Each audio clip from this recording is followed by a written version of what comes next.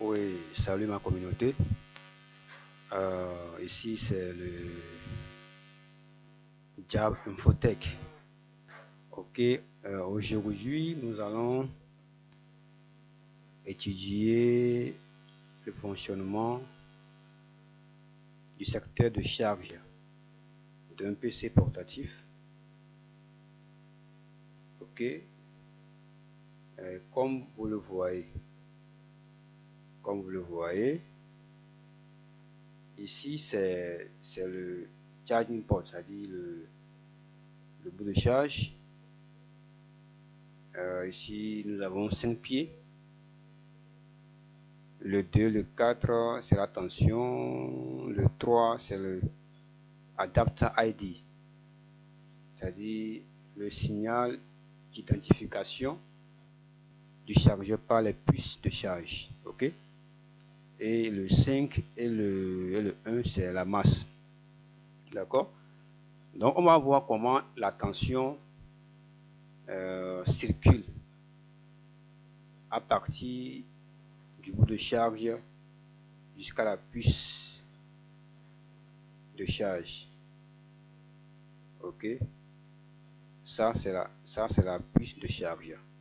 On va voir comment la tension circule depuis le bout jusqu'à la puce, jusqu'à ce que même la batterie ne se charge. Voici le connecteur de la batterie ici. Ok. Maintenant, ça c'est la tension, c'est-à-dire le numéro 2K c'est la tension. Maintenant, si la tension quitte le bout de charge, ça va directement sur le fusible. Le voici, le fusible. Ensuite, bon, ça c'est un schéma typique. Hein. Ok. Sur ce schéma, ainsi fonctionne le fonctionnement de la tension jusqu'à la puce. Ok. Donc après le fusible, la tension traverse les. Ici nous avons 3 bobines. Donc ça traverse 3 bobines comme ça. Ok. Ensuite, ça arrive sur le drain du ce premier FET. Ok. Ici c'est le N-channel MOSFET, c'est-à-dire le MOSFET canal négatif. Dans l'information, on aura à maîtriser mieux, à décortiquer comment fonctionnent ces différents types de MOSFET. Ok. Donc une fois la tension arrivée ici à ce drain ayant 4 pieds, c'est-à-dire ça fait 1, 2, 3. Là où on a écrit D là, les 4 D là, c'est le drain. Ok. Maintenant, le pin ou bien le pied 4, c'est le gate. Ok. C'est sur ce pied que vient la tension d'activation. Pour que la tension quitte du drain vers la source, c'est-à-dire là où c'est écrit SS, c'est la source. Ok. Maintenant, si la tension n'est pas venue sur ce pied, c'est-à-dire le pied 4 là, impossible à ce que la tension quitte le gate pour arriver à la source. Ok. Maintenant, qu'est-ce qui va se passer? La même tension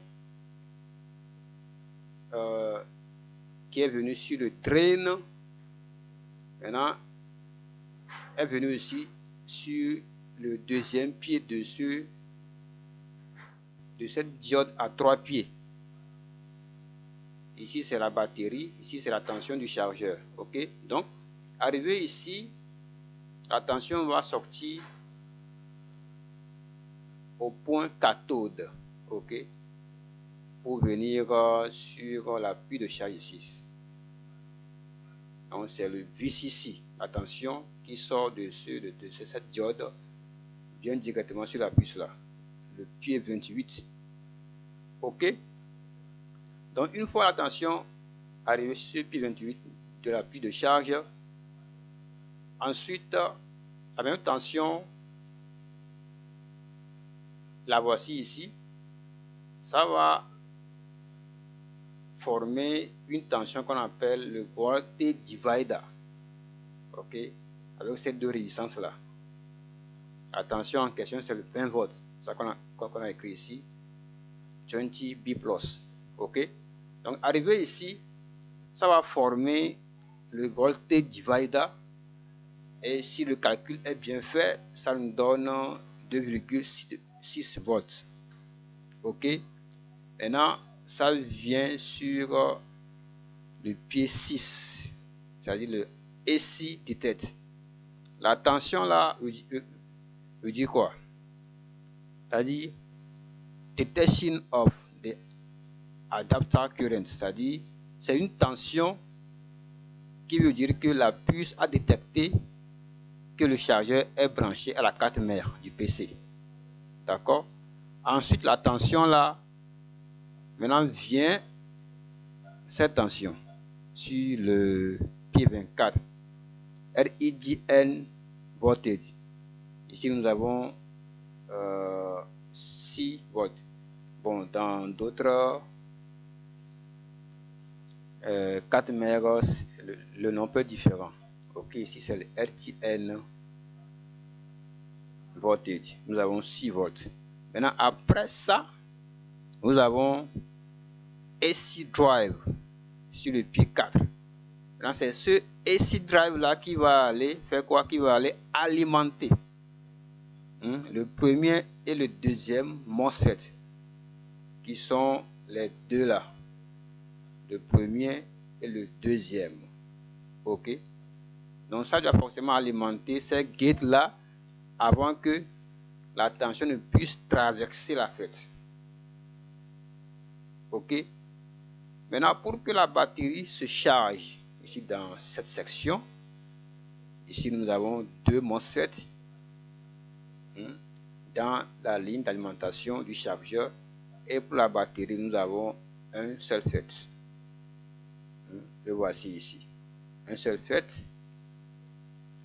Maintenant notre fameux 20 volts va encore alimenter le FET là à son point drain. Ok, donc une fois la tension arrivée à ce point, forcément le gate là aussi doit être alimenté. Le gate là doit aussi alimenter, c'est-à-dire la tension ici c'est le 26 volts. Maintenant, comment on fait le mécanisme, on se contrôle ça dans la formation, on aura à voir tout cela. Ok, ce n'est pas une magie, c'est un calcul qu'on fait pour qu'on sache que forcément la tension doit être 26 volts.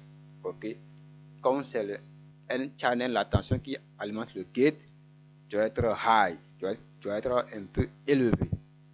Ok, donc si la tension là, c'est-à-dire, c'est ça qui est ici, le AC drive là alimente ce gate, donc forcément la tension va sortir du point source, arriver sur la bobine, sur cette résistance pour pouvoir charger la batterie.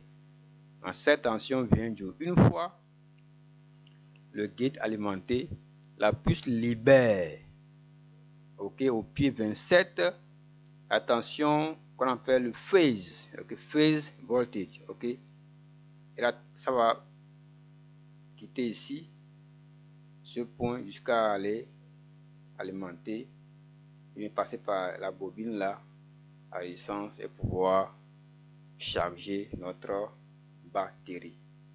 Donc voilà grosso modo à peu près comment fonctionne le circuit, bien la section de charge d'un PC portatif. Donc dans les formations en ligne, on aura à aller encore au fond de ça. Merci à tous et à bientôt.